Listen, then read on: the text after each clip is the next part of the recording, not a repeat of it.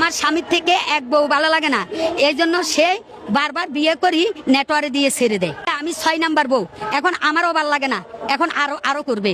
উনি বলে সারা বছর এরকম করবে, ওনার বলে নেগেটিভিটি। হাইকোর্টের ম্যাজিস্ট্রেট বলছে উনি 2 দিন বাদে বাদে বোর টক লই আরেকটা করবে ওর ব্যবসায়টা এটা। আসসালামু আলাইকুম রহমতুল্লাহ।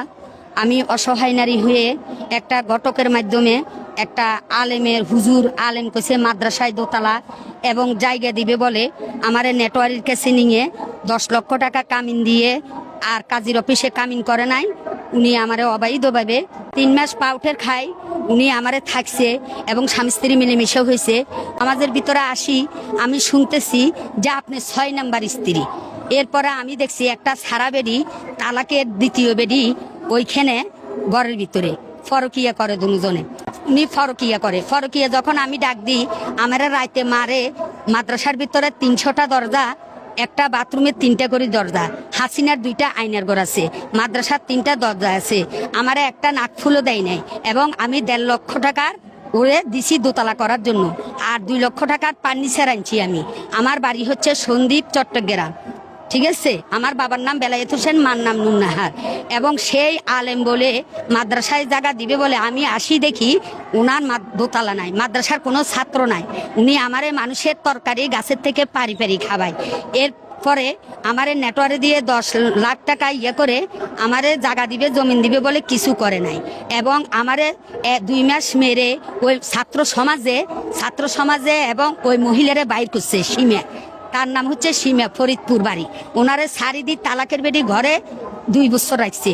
এরপরে উনি সন্তান ওইখানে সমাজেরা বলে এটা আমাদের সমাজের না, এবং বলছে একটা ছাত্র দেখি নাই আমি।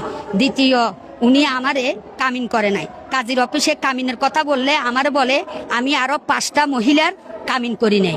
ওই 5টা মহিলারে 10,000 টাকা দিই, 5,000 টাকা দিই, নেটওয়ার্কে দিয়ে ছেড়ে দিছি। কেন ছাড়ছেন? বলে যে ওরা আগের জামাই আছে। এখন আমারে ও এলো সাইবার ইউটিউবের মধ্যে আমারে মারি উলঙ্গ অবস্থায় ভিডিও করি ছেড়ে দিছে সোমবার, মঙ্গলবার এবং 9 তারিখে, এই অক্টোবরের 9 তারিখে আমারে ছেড়ে দেওয়ার পরে উনি আমারে গায়ের সমস্ত শরীরে আমি তারপর মেরে তালামারিতে তালা ভেঙে ছাত্র সমাজে আমি জেলখানায় গেছি। আমি সাভারের থানায় যাই, 60টা অভিযোগ করছি এবং পুলিশ সচিব এবং সুজাত স্যার, আমির স্যার এবং আনিসুর হক সাহেবকে নিছি। ওনাদেরকে 3,000 2,000 টাকা খাওয়াইয়ে ওনারা আসামি ধরতেছে না।